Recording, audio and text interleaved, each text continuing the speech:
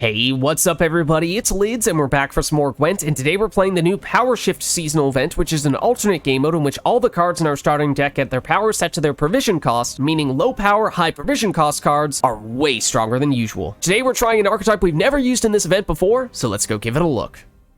So today we'll be playing a Syndicate Jackpot deck that focuses on the new Vice cards, which are incredibly powerful. The two big Vice cards are Ixora, who has Vice 6, destroy the lowest power enemy unit, which basically means when she's on the board, after spending 6 coins, you will destroy the lowest enemy unit. And you can do that multiple times, potentially even on the same turn. And because, in general, in this event, every unit is significantly stronger than usual, especially if your opponent plays some strong units early, you can get amazing value from Ixora, and if she stays on the board long term, then her potential is unbelievable. The other really big Vice card is the Acherontia. Technically, it just got nerfed in this patch. The Vice is now 12, so you have to spend a lot of coins to activate it, but it does give you an extra card, and because cards are more valuable in this event, that makes the Acherontia even stronger than usual. We also have one of the Acherontia Deckhands, which is the other new Vice card, but this one definitely is not as big of a deal. You'll just occasionally get boosts when you spend coins. So then we have coin generators so that we can get coins in the first place with the Tax Collector, Ludovicus, Conjuror's Candle, Cleaver, as well as the Naturalist, and the Street Urchins. Basically, all those cards are also coin spenders, which is really helpful in a Vice deck, because that means you can generate and spend coins on the same turn, giving you a lot more flexibility for when to play and set up your Vice cards. We have a few extra spenders with cards like Boris as a potential boosting engine, and the Brawlers as a potential damage engine. Then throw in a couple of Geralts because there are so many tall cards in this event, and we have a well-rounded deck. Now let's go see it in action. Alright, so going up against Nilfgaard here, and we'll go first. Alright, so we have our two best Vice cards here with both the Acherontia and Ixora in hand. We definitely want to save at least one of those for round 2 or round 3, but we might consider playing one in round 1. Alzur's Double Cross would usually be to get the Acherontia, but since we already have that, I think we would get one of the Geralts instead, or actually Cleaver. Let's dump the Naturalist, I think. Tax Collector could be a good way to get some coins early, and I mean, I guess we'll keep both Street Urchins. Oh, actually, we have both Raiders in our hand. I didn't even realize that. Magpie. Do we have only one Bouncer? I think we only have one Bouncer. Okay, so we can still get the thinning from both those guys, so that's good. This is, of course, Imprisonment Nilfgaard, so I imagine they will have lots of control. We'll try to play the Tax Collector, but I highly suspect that will get answered immediately. Battle Stations. Here comes the control. Oh, seditious aristocrats. They go in the spying route? Well, there's the control. Okay. Fortunately, this was a coin-generating engine, so we had to at least try to play that first, but we do have a few ways to get coins immediately. So even if the Tax Collector is shut down, we should still have some ways to get some coins. Obviously, the Acherontia could give us a lot of coins as well, but we're probably going to try to save that. We also have our Stratagem and our Leader ability if we absolutely need it. Let's go with the Casino Bouncers here. Just gonna make sure that we get the thinning value at the very least, if nothing else. Thin out this, thin out the other Sewer Raiders, which we can get up to the necessary coin count with the Tiger's Eye if we need to. Emir. Okay, so that's also why I didn't want to play anything big, was just to see how ambitious they're going to be in this round, because this is looking very scary. So I am starting to think we might just Tiger's Eye, Sewer Raiders, and potentially just call it around in that way. I mean, obviously, the spying gives them potential for a lot of things, especially Terra Nova, so we don't really want to play big cards that they might be able to replay in a later round with Terra Nova. Granted, they probably couldn't make as much use out of things like the Acherontia as we could, because they wouldn't have the coin generation, but still. Let's just do this. And, I mean, also, they're getting all these boosts on the Thirsty Dame and the Aristocrats every time we play unit. Okay, I mean, if you're going to play Masquerade Ball and Emir, then we're just going to have to say, all right, fair enough. You're going to use a bunch of big cards round 1, and we're going to have to be okay with keeping things small here, because we only used 4 and 5 provision thinning cards, so theoretically, we have more firepower remaining. Then again, of course, Nilfgaard statuses with the recent cards are absolutely busted, so they might still be able to stop us. And we have the same amount of cards left and they have Ard Fiend still on the board getting carried over with the Resilience, so you know they're going to try to at least push a little bit, if not go outright for the 2-0. So this is where we have to at least prepare ourselves to play Ixora and or the Acherontia. Can't really hold back at this stage. The Deckhand, I'm not sure we want to have 3 Vice cards all in the same round, because we also need to have the coin generation and the spenders to support that stuff, and if everything is a Vice card, then we don't have enough time to get the other things down that we need to get. So, we dump you. Okay, we definitely have spenders, but the coin generation, I think, is where we could end up being a little bit lacking. Now, Infiltrator might be a throwaway. It does go into our deck, which is a little bit unfortunate. That's not a huge deal, but I think now we just don't overreact. We'll go Tax Collector. That is our best turn 1 play. Now, of course, they certainly, with leader ability, if they want to, can immediately answer it. We could go Azar Javed, and, you know, on the off chance that it doesn't get immediately locked, then the Tax Collector is a little bit safer. Obviously, Azar Javed is a little bit slower, because it delays us getting down the Tax Collector by 1 turn. Range-row Pikeman. Okay. Not greedy. I'm surprised. Although, don't underestimate this card. On Nilfgaard statuses, it is so helpful. And that makes it really hard to read what direction they're going in here. Was this just a throwaway because it is still just 5 provisions? Or is that a sign that they are trying to set up some big things like the Catriona? Maybe we get down the Bare-Knuckle Brawler, which tempo-wise is not yet enough. Not unless we actually click on his feed ability. I'm not going to do that yet because we do have other spenders. We have another Bare-Knuckle Brawler if we absolutely need to use it. So this is kind of removal bait, sort of similar to their Pikeman play. Okay, so yeah, they chose not to play at all. So if we really wanted to, if we got the full 9 coins, then we could remove this Infiltrator and prevent it from going into our deck. I'm not too concerned about that because I'm fairly doubtful they're doing anything that would benefit from that, but we'll see. I think we just go Street Urchins here because we get a little bit of coinage, which does give us some carryover effect, and since we technically don't need to spend the coins here, we won't, and we'll get a little bit of coin carryover, which is beneficial.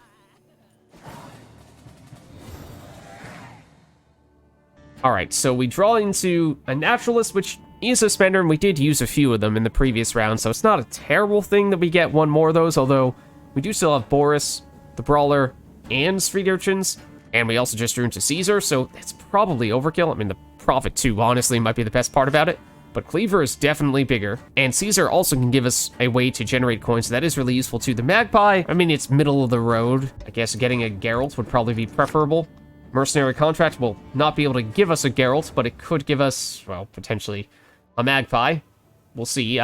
Ludovicus is probably technically the best option for it, and we didn't draw into the Infiltrator, so now, that doesn't seem as though that'll be a factor, but who knows? So I think, especially since we're talking about this being Imprisonment Nilfgaard, and they still have both charges, I think we more or less need to play Azar Javed turn 1. Otherwise, anything we play turn 1 is going to immediately get answered. I mean, you could play something and just deliberately use it as removal bait. I guess that's not a terrible idea. Maybe we see if they take the bait. Deliberately went Street Urchins because it has the coin generation with the profitability, whereas same cannot be said for the Brawler. But I highly suspect that they still have a lot of control. Things like the Admiral, the Catriona, we haven't seen any of those yet. But cards like the Pikeman, which we saw them play in the previous round, and right now, suggest that that may be coming soon.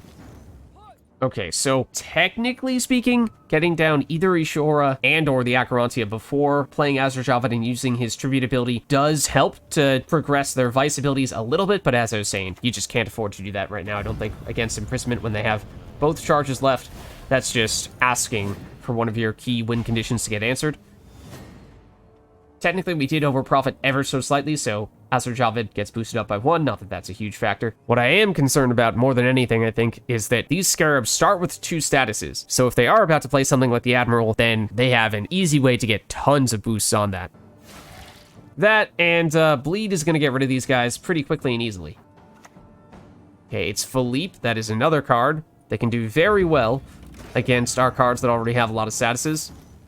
So we bought ourselves a little bit of time by playing the defenders, but not a lot. We could, however, use Ixora here, and if we were to spend all of our coins from the Street Urchins and use our leader ability, we would have enough to remove both the pikeman and Philippe, and getting rid of Philippe could be really impactful. That would mean spending a whole lot of coins before we have Acherontia on the board, which is something I don't feel great about, but that might still be something that is worth doing, to tell you the truth. So I think we do this. We spend pretty darn aggressively here, and I think we do this too. Remove you in the process. Now, would have kind of liked if we had a way to boost up that Scarab, and it would have potentially been possible if we had over-profited when we used our leader ability. But we do at least still have one, and with the Alba Pikemen no longer on the board, and they played their other Alba Pikemen in the previous round, we're not nearly as concerned about bleed being the thing that takes these Scarabs out, he says, as they use more bleed to threaten getting rid of the Scarab. What we could do now, though, is we could use Caesar. It's not technically the ideal time because we really wanted to get the Acherontia down first. Caesar next to the Acherontia gives us more profit, but we could play Caesar in between these two. We at least get 6 profit in that case, and we can use Caesar's fee ability to boost you up, and that way avoid getting destroyed by the bleed on this turn. And that might be enough to weather the bleed storm. So I think they've played both Van Morlehem Hunters at this point. So we'll boost you. Honestly, one boost is kind of all we need. We don't necessarily need to get rid of or activate Ixora's ability here. It's removing a 4-point hunter, which is not a huge deal. Okay, now that's unfortunate, though. So again, basically, we've bought ourselves more time to at least be able to get some value from Ixora, and maybe now is the time when we use the Acherontia and basically force them to, assuming they can remove the Scarab, well, they could still go double leader ability and lock both Ixora and the Acherontia in one turn. We might just have to live with that. We basically prioritized Ixora over the Acherontia, and I mean, that's worked fairly well thus far, and we have somehow found a way to keep the Scarab alive thus far, but I don't think we can purify it, so we'll sneak you in. That will give us a little bit of over profit. We'll, guess still boost you. And then, I mean, Ixora is definitely the card they're gonna, well, they are going to want to remove it. They're presumably going after that Scarab first, though, assuming they have more poison, which I imagine they do. If they are going for damage, though, then we have boosted it a fair bit, so we'll be pretty tough for them. Okay, it's Fangs the Empire, remove that. So the question is, do they go double leader ability here? Because that is definitely the right play, but they don't. Oh, okay, so that is a big opportunity for us in that case. So I think we'll go probably Cleaver and put him next to Caesar, so that way he's next to at least one Crown Splitter. Don't think we have time to sneak in the Brawler, because presumably they're going to do something to answer one or both of these cards on this turn. I'm surprised they didn't with their leader ability on the previous turn. So we do this, and we'll boost up, maybe Caesar. Now we can spend 4 coins, which means Acherontia will activate. Ooh, and that is very interesting. And now you are in a Crown Splitter sandwich, so that is good. If they don't remove you, or, I mean, who knows at this point what they're going to go after. We no longer have any defenders, but we have a huge advantage because we were able to keep Ixora on the board for so long. And yes, I did have some big cards next to each other, but pretty much all of our cards were big. And we still keep both Ixora and the Acherontia. Now what we're missing, though, is coin generation, which is not easy to come by right now. So I think what we might do is Mercenary Contract. Oh, we do still have a spender with Caesar. He's still on the board. I forget what else they've removed. But we do this, I think, and get the Naturalist. Or we could go Deckhand, and that would get boosted a little bit. But I like that it also has the Profit Deploy ability, which is useful, because we otherwise would be lacking a little bit for coins right now. We got Ixora proccing there. I'm not really sure we're going to get these Vice abilities to proc anymore. This gives us a Geralt, which does not give us coins. You don't have coins, and you don't have coins on deploy. So these are all the coins we're going to get. At this point, it's basically just Point Slam, a little bit of a Point Slam, and you're not very valuable at this stage. They'll go Fergus. She has more statuses. We saw them use some spying in round 1, of course, with Emir, so we have some suspicion that we're going to see a Terra Nova at some point. But this late in the round, that's not too much of a concern, especially because, I mean, what are they going to do? Acherontia, they don't have the support for. Caesar, they don't really have the support for. Cleaver would basically be the best option.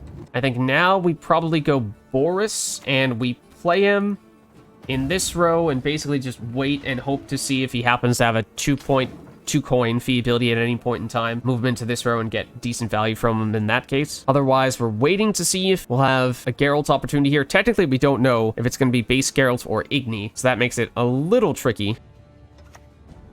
It's Vanamar. They could have used leader ability, but they didn't. I mean, at this point, I'm pretty sure we have frustrated them considerably, and they may just be going through the motions, because it is pretty hard to see a win condition for them at this point. Obviously, no potential Geralt targets here, so just using the Brawler as a throwaway. Technically, I guess you should have put him there in case this was going to be possible to use Boris on our next turn. And if nothing else, either Geralt is at least a 10-point body, so I guess that's something. Okay, it is the Admiral. Suspected we'd see him at some point. And he will get pretty solid value. Now, if we get a base Geralt, we could remove him. If we get an Igni, I don't think they have enough points in that row for it to work. But it may not matter, because they still have a lot of ground to make up here. We'll see what we get. We're looking for base Geralt. Unfortunately, it is Igni. And not the right coin count on Boris's fee ability, so we'll basically just use a couple of coins here, however we see fit. And we will hopefully find that this is a big enough lead that they will not be able to catch us with one card. And they'll forfeit.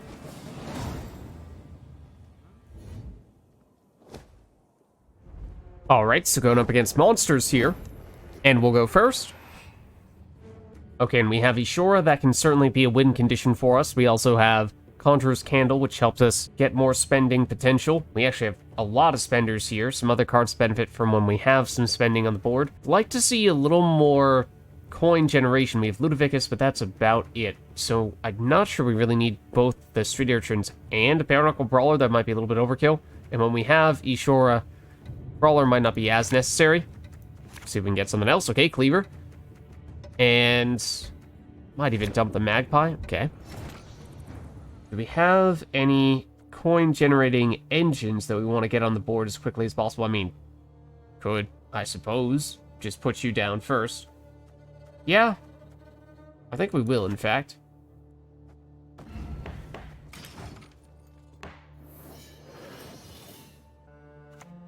Okay, they'll go Alp, and they have Carapace. So I assume that means they are not a dedicated vampires deck, although I guess it's possible. And we could go with the Oxenfurt Naturalist and just try to completely counteract their bleed, but I think let's use this opportunity to get the Deckhand on the board because they aren't immediately threatening removal here.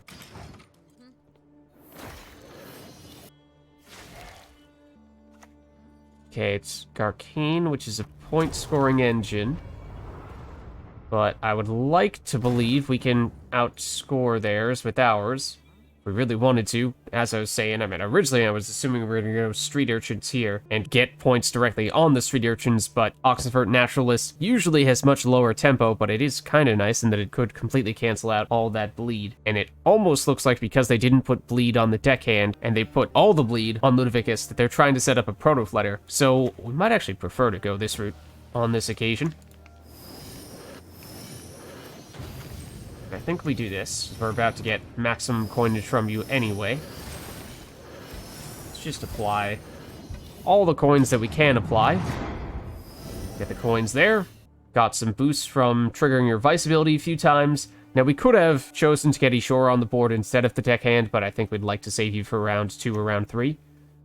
You're gonna block that guy. Well, fortunately, we do have other ways to spend coins, so now we might go Street Urchins instead. Now this one is going to go tall, so if they have tall removal, then we could get in a bit of trouble here. That is one reason why Street Urchins is, in some ways, a little bit riskier. Yeah, they'll go Geralt. Okay, well, there you go. That's why. Okay, now, Conjuror's Candle is a little bit tempting here because we're getting far enough in the round that they might pass somewhat soon, and this does, of course, give us some potential for carryover. And it is also a spender, which we no longer have after they locked the Naturalist and removed the Street Urchins. So let's probably still boost the Naturalist since it is the smallest, and it's not like they're about to play Vanamar or anything. So I think we probably still do this one more time. technically, it is unfortunate. We are 1 point shy, and that next play, whatever it might be, is going to be a little bit awkward here, because it might require that we commit something like Cleaver, unless they play something big. I mean, they almost have 2 10s in this row, which could make for a nice Igni. If we wait one more turn, that could potentially be the case. So I think we leave this Conjuror's Candle. Don't want to use it too much so that it's still feasible to use that fee ability in round 2. So I think we might use Cleaver here, and that'll be our spender. That'll boost up the deckhand, and that gives us one more turn to catch them, because Cleaver is really big. Actually, somewhat unfortunate positioning here, but... And then next turn we can use Igni to get double removal there. So let's go for this. We use it on you, and that. So now we're in the lead, and even if they do try to push further, we would have had big potential with Igni. They don't, so we don't need to commit that. We'll pass here.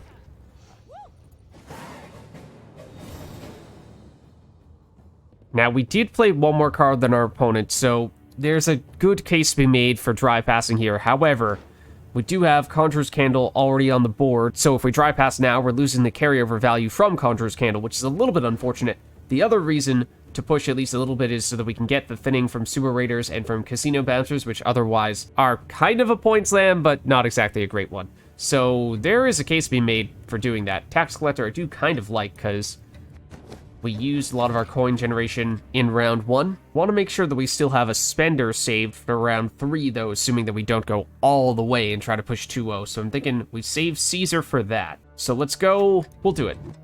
I am not usually one to try to push much at all in round 2, personally. I think it's pretty disrespectful. More often than not, especially nowadays, when people do it in any circumstance, with no understanding at all of the fundamentals as to why you would or would not choose to do that in different situations. Okay, but now, I mean, we could pass here, and that way they have to at least play one more card. We're still on even cards in round 3, but we did get a coin, which means we could use the Casino Bouncers and not need to use the Insanity. After they lock the Tax Collector, that does mean that Sewer Raiders is not very feasible unless we use Leader ability, which I do not really want to do right now.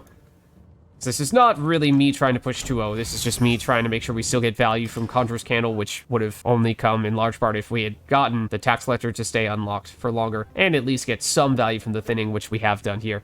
And maybe we will get them to commit a humongous card like Unseen Elder. Oh.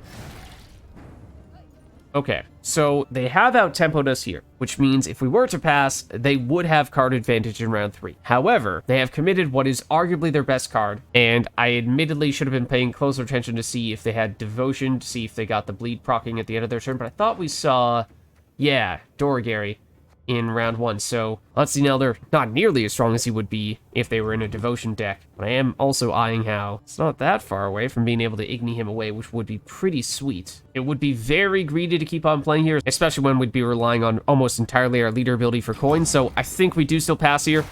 We understood that we were taking that risk when we started playing further in round 2, especially even after we got that Tax Collector locked, but we at least bled out one of their biggest cards. Okay, and we drew into Alzur's Double Cross, which in this event means we're getting our highest provision card, which would usually be the Acherontia, but we also drew into that, so that's really nice. Tax Collector, hopefully they can't lock this one, because we could certainly use some additional coin generation to help set up the Acherontia. Caesar will probably be our primary coin spender, but what does Alzur's Double Cross give us in this situation? It looks like it's base Geralt. Kind of like to see Boris. So I think we might dump Sewer Raiders here. Yeah.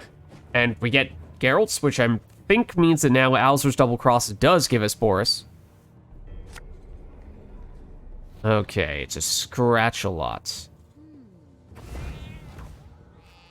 I think what that means is if we could get down Ixora, use leader ability, and get a spender to use all those coins as quickly as possible, we might even be able to remove Scratch-a-lot from that. That's one option. The downside to that is that that means if we were to do that as quickly as possible, we almost certainly would not have the Acherontia on the board when we did that. And having the Acherontia on the board and triggering that Vice ability is definitely where we are looking to get a lot of our value from. So I think we're going to have to let Scratch-a-lot at least live for a few turns, and at that point, it's unlikely Ixora would ever remove it, but we'll see what we can do.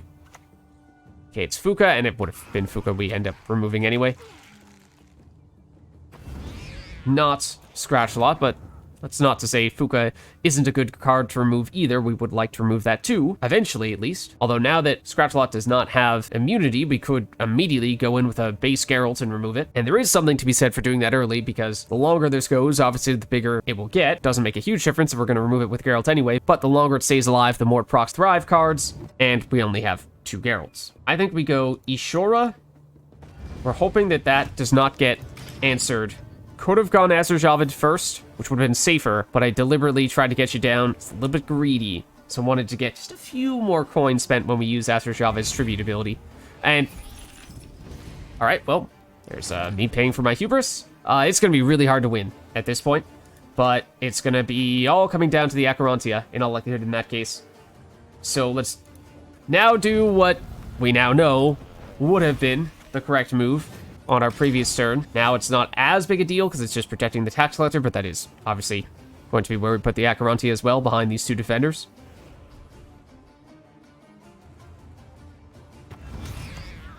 Okay, if he goes muzzled, they'll seal 1 defender, I assume, which is actually really bad news for base Geralt. Okay, but let's get the Acherontia down now. We have to be mindful of them using an Igni. They use base Geralt, right? But no Igni, so that is certainly still a possibility. And we are now Igniable. Technically should have put the Acherontia next to Azar Javed as well. That way we could have put Caesar next to both of them and triggered both of the profit abilities. Whereas right now, we obviously put it next to the Acherontia, but don't have any other card next to it to benefit from it. Yeah, that unlocking doesn't really matter much. If anything, we actually want that to get boosted more, because then we have a target for Geralt to go after. But now we do want to start spending, because we want to trigger this Acherontia as many times as possible. We're already on 9 coins now, so we could go Alzur's Double Cross and get Boris out of that. Right now it's 3 is the fee cost, which is not huge. Otherwise, we go Caesar, who's going to give us 6 coins of profit, but that's over profit right now, which is not the most efficient for triggering Vice. It would give us boost from Jackpot, but I think it does mean that it's preferable to go this route here. And do that.